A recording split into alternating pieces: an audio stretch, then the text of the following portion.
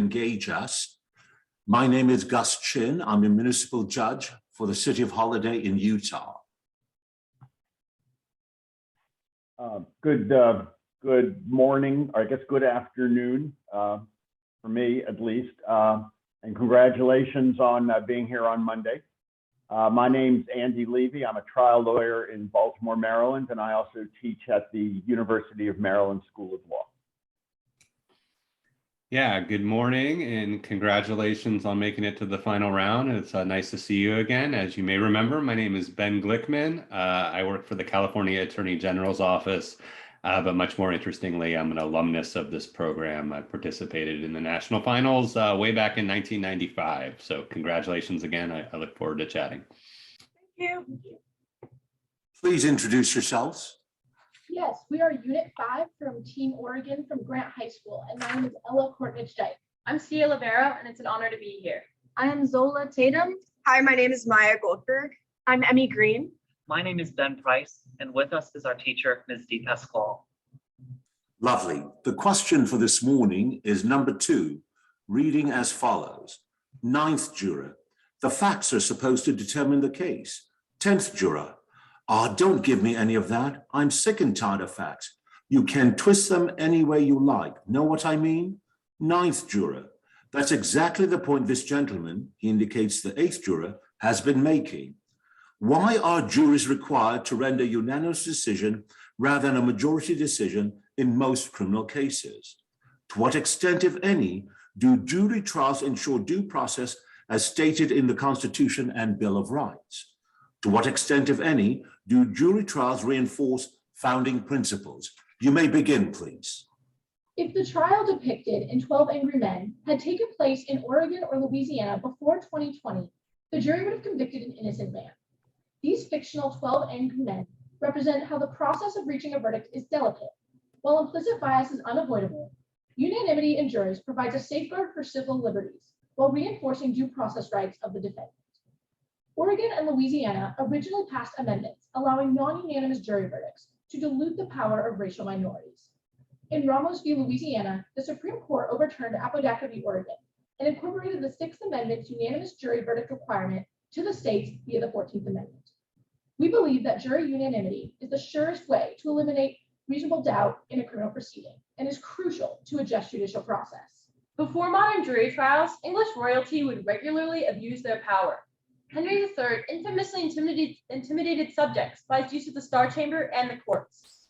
American colonists were outraged at how easily the king could influence colonial judges. During the drafting of the U.S. Constitution, the founders considered the right to trial by jury so important that they included in Article 3, Section 2, Clause 3, and further protected the right with the 5th, 6th, and 7th Amendments. The 14th Amendment radically expanded due process protections. Jury trials are a crucial component of due process. The 5th Amendment provides an additional safeguard by requiring that grand juries consider whether a prosecutor has enough evidence to bring criminal charges.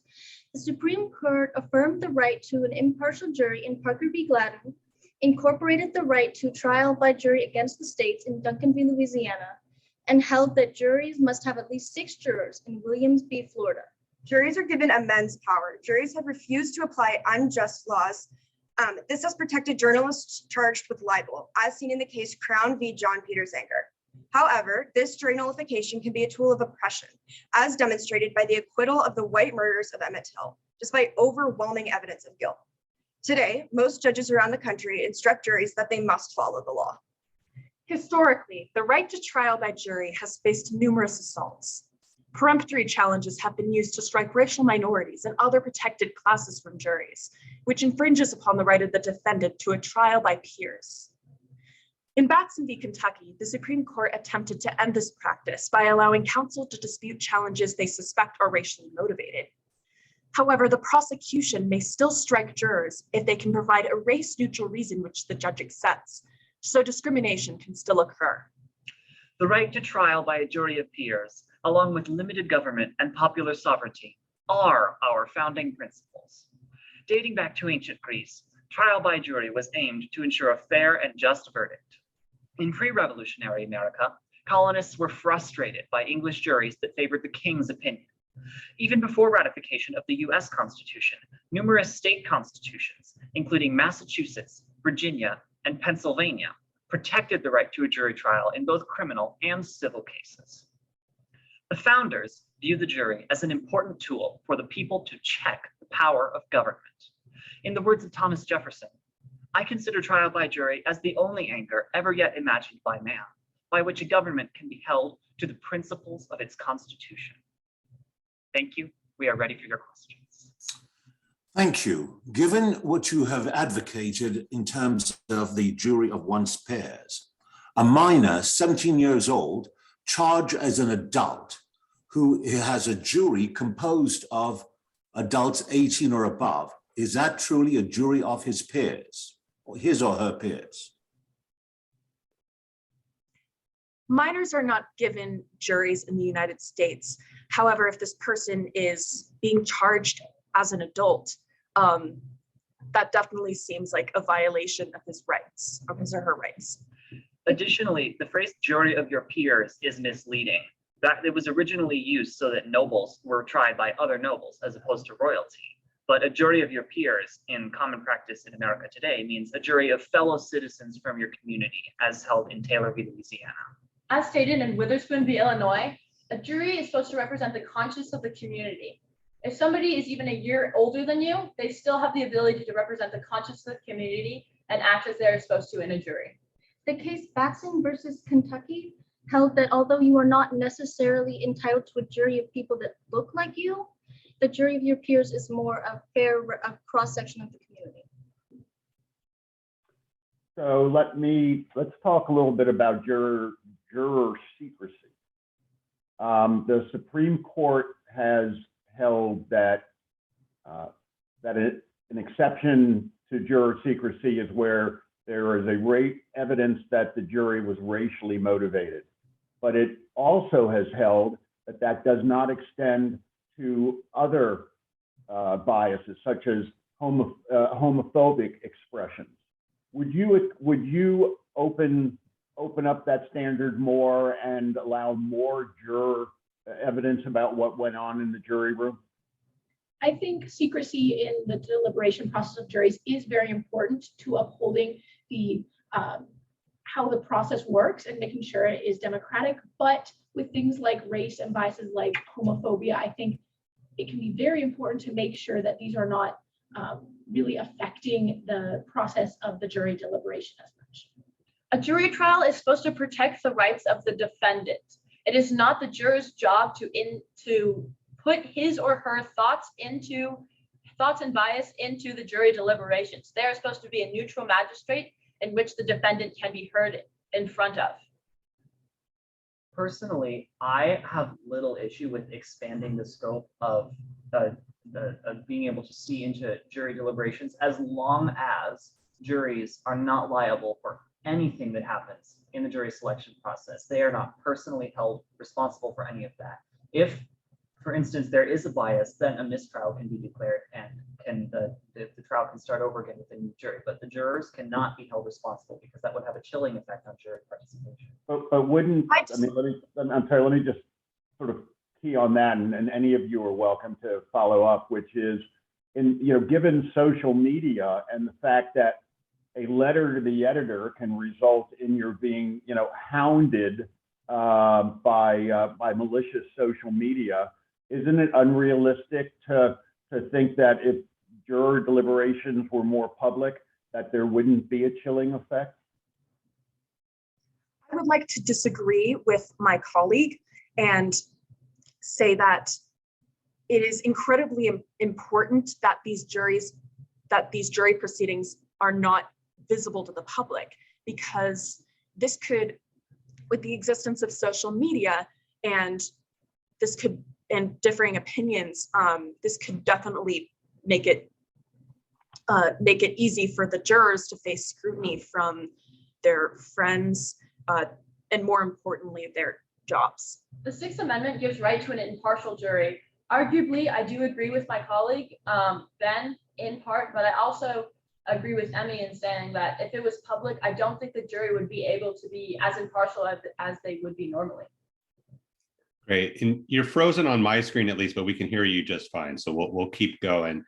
I wanted to ask about jury nullification. You mentioned kind of two examples of it in your presentation, the quote good side and the bad side of it. So what are your views on jury nullification? Should it be permitted, or should the judge have the ultimate say and require the jury to follow the law? As Alexis de Tocqueville once said, juries ultimately uphold republicanism by placing the ultimate power in the hands of the governed as opposed to the government. I think it's vitally important that they have that final role to provide a check on the government. That being said, jury nullification is a double-edged sword. I would say that juries are there to decide the facts of the case. The judge is there to determine the law. So it is not jury's responsibility to be determining whether or not the law is correct. Jury nullification occurs when a jury returns to a non-guilty verdict. And a lot of times this happens because the jury thinks there should be an exception made to a law, or that they fully just disagree with that law. Although it is important that the power is in the people with our government, I disagree with jury nullification. I think that it can have effects on juries. Something that is used as a once in a while remedy cannot be used as a daily medicine. Let's jump to another question. In the jury selection process, there is the issue of peremptory challenges. Should that be allowed, or should the individuals, the prosecutor and the defense attorney, justify the elimination of any potential juror? Lawyers have used peremptory challenges to strike down Black jurors in cases where there's a Black defendant. According to a study done by Duke Research, in an all-white jury, they are 16% more likely to convict a Black defendant than a white defendant. In the words of Judge Thurgood Marshall, the only way to get rid of racial discrimination and peremptory challenges is to eliminate peremptory challenges altogether. Two states, Arizona and California, have already done so, which I think is an important step that more states should take. Additionally, outside of race discrimination in peremptory challenges, there's been a history of sex discrimination in peremptory challenges. The case JEB, who's in Alabama, limited this and stated that you cannot use a peremptory challenges based on the sex of a juror. What's the purpose of peremptory? What is there a good reason to have peremptory challenges? Is it a double-edged sword like so many other things, or is there like no good reason to allow peremptory challenges? Outside of peremptory challenges, you can do a for cause challenge saying that if the defendant is, or not the defendant, the potential So juror. that's, I guess, I'm sorry, that's my question. Given that you could still have for cause challenges, why do we even have peremptory challenges? For cause challenges basically require a juror to openly admit that they cannot be unbiased, which most jurors are rather averse to doing. And so it's a rather high threshold to clear. And so the peremptory challenge gives prosecution the opportunity to strike jurors that they think will be unbiased. However, this has resulted in quite a lot of discrimination and racial profile. Wouldn't that be true, though, of both prosecution and defense, that they're speculating based on what they may be observing, that this person cannot be fair and impartial? Yes, and that is why peremptory challenges can be an issue, because if they're the ones determining whether or not a juror could be impartial, then discrimination is bound to happen, because everyone, including the defense and prosecution, along with the jurors, has implicit biases. Can I just jump in and ask, we've really talked pretty much mostly about criminal trials so far. Would the sort of the standards that you're applying in criminal trials, would you be in favor of applying them in civil trials as well?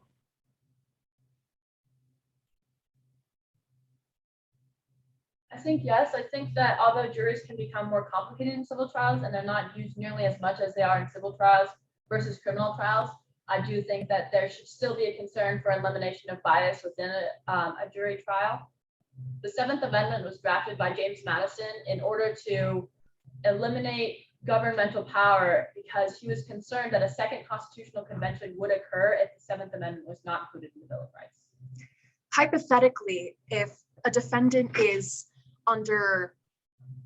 facing charges that would take away a large amount of their property or their money, the Seventh Amendment guarantees a right to a jury trial. I wanted to shift gears a little bit. We've talked a lot about the importance of juries, but most cases don't ever go to a jury, that it's resolved via plea agreement. What is your view on plea agreements? Do they undermine the jury system? Do they give prosecutors too much power? What do you think about plea agreements? Plea agreements definitely have a possibility to undermine the jury process, as they can, as the entire process can incentivize defendants to not take jury trials and instead be seen in front of a judge. In Oregon, only over 94% of cases aren't even heard by a jury because they take plea bargains. And in Oregon, we have mandatory minimum sentences passed by constitutional ballot measure in 1994. And often this results in prosecutors overcharging defendants with as many mandatory minimums as they can fit, so that they'll plead guilty to a lesser charge rather than take the risk of going to trial and being convicted on a very large sentence. There is also racial bias in this process. Black defendants, may I continue my thought? Black defendants often serve a lot more time than white defendants when taking a plea deal or mandatory minimum. So I think if this were to be used in place of a jury trial, then I think there should be an elimination of bias in that situation as well. Thank you.